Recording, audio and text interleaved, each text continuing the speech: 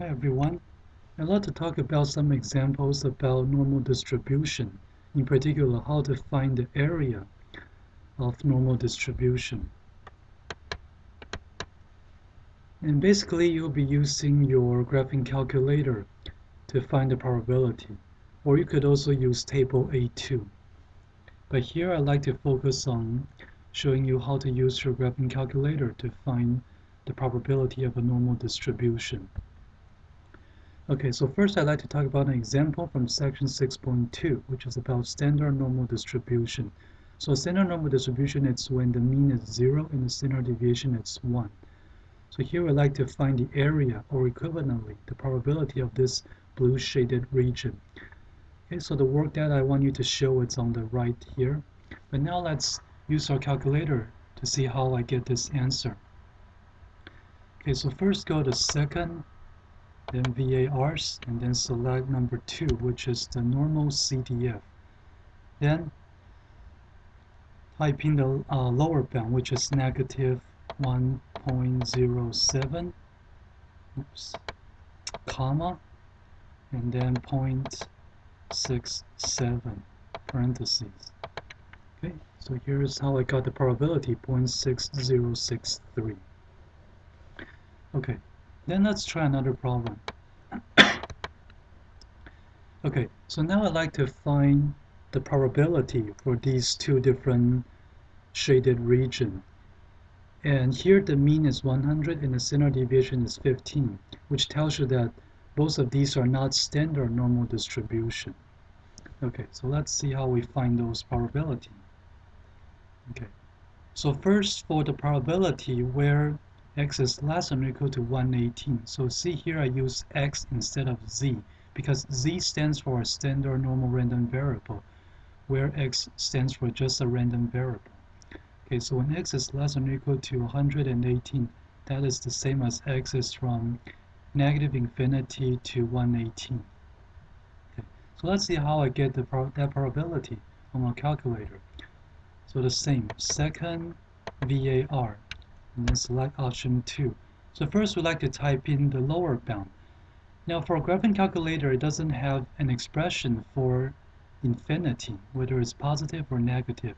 So a strategy is just to pick a very small number. And here's the number I like to use, negative 10 to the power of 10. So that should be small enough. Okay, so that's the lower bound, and then comma. Now the upper bound in this case is 118. Okay, so since now we have a non-standard normal distribution, we have to specify the mean. So after 118, comma, and the mean is 100. And then the standard deviation is 15. Okay, and then parentheses, hit enter. So here's the probability, 0.8849. Alright, so similarly, let's do the other one, where we're looking for the probability that x is greater than or equal to 91. So quite similar. So second VARs, and then option 2. So now the lower bound is 91. In this case, the upper bound will be positive infinity. And again, we don't have an expression for infinity in the graphing calculator. So pick a big number. So I will use 10 to the power of 10. And then just like the previous problem, specify the mean, which is 100, and then the standard deviation, which is 15. Parentheses, hit enter. So here's the 0.7257. Okay, so I hope this show you how to find the probability of a standard normal distribution or just a normal distribution. Okay, all right. So then the last question I'd like to talk about is applying the central limit theorem. So here, see, we're given the mean 2005, 205.5, and the standard deviation is 8.6. So these are also not a standard normal distribution because the mean is not 0, and also the standard deviation is not 1. But here we're talking about central limit theorem. So this is a topic from section 6.5, where for 6.2 and 6.3, we're looking for the probability of a single random variable. But right now we're looking for the probability of a mean. So see, I put a bar under the word mean. Okay, so in order to distinguish the difference, let's work on these two questions. So part A, if one adult female is randomly selected, find the probability that her overhead reach is between 180 and 200. So let's try that one. Okay, so here this is the probability we're looking for. So it's quite similar to the previous example, which is from section 6.3 when we're dealing with a non-standard normal distribution. So let me just do this quickly here. So second VARs and then option 2. So the lower bound is 180, upper bound is 200. And then the mean in this case is 205.5 and the standard, 5 here. And the standard deviation is 8.6.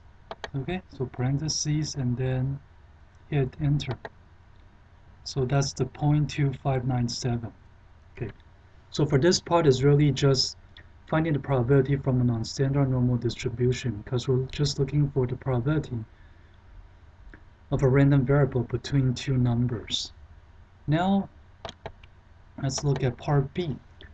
So part B is looking for the mean, where the mean is between 198 and 206. So by central limit theorem, look at how we need to transform these two numbers, 198 and 206, and then transform the mean x bar into a standard normal random variable z.